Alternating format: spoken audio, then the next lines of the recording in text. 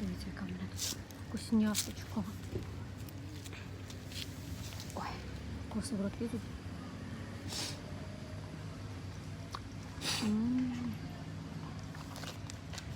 Ніколи не вміла їсти хот-доги.